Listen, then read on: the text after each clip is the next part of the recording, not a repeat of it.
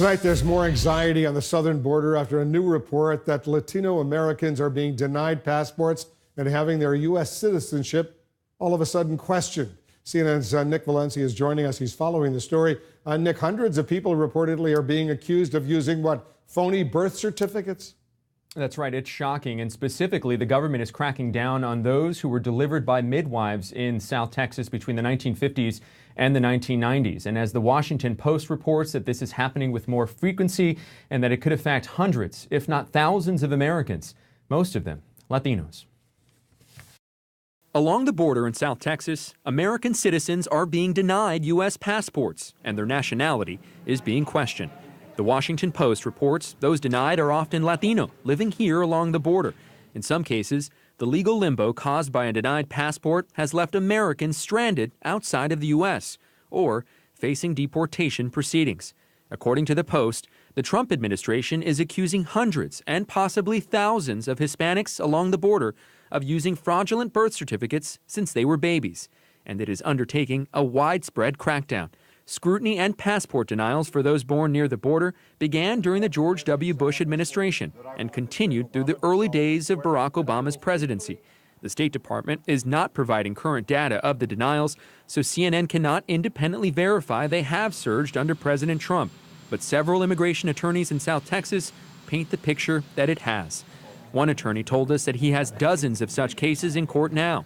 Carlos Garcia, another attorney, says he has noticed a particular pattern under the Trump administration. There's no doubt that the Latino community is under attack, and these tactics that the government is using throughout their different agencies are a direct attack on members of our community. The government says that their suspicion stems from people born with the help of midwives, some of whom in years past allegedly provided U.S. birth certificates to babies who were actually born in Mexico, outside of paperwork-heavy hospitals.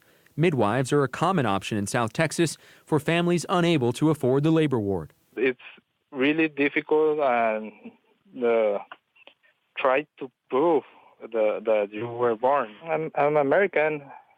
I have my papers. I have voted. Arthur, who requested anonymity because he fears retribution from immigration officials, told CNN he's had his passport renewal request denied twice. Once during the Obama administration and again this year. He said he was asked more specific questions this time around. They don't trust that you're a U.S. citizen. The State Department tells CNN there has been no change in policy, adding the border region is, quote, an area of the country where there has been a significant incidence of citizenship fraud. Midwives and other birth attendants, in addition to legitimately registering births born in the United States, have accepted money and filed U.S. birth certificates for babies actually born in Mexico. The department provided no concrete evidence to support this claim.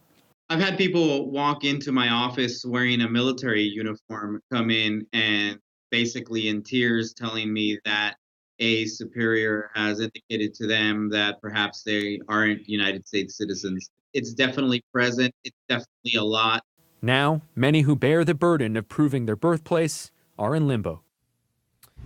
And some of those in limbo are Americans who have lived in the United States their whole lives. In some cases, served in the U.S. military. The Washington Post reports in at least another case, one person was a Border Patrol agent. And really quick, a caveat to all of this, Wolf, is that this is happening at a time when President Trump is lobbying for stricter federal voter ID laws in an area that is predominantly Democratic and, as we mentioned, heavily Latino. Wolf. Nick Valencia with that story. Thank you very much. I know you'll stay on top of it for us.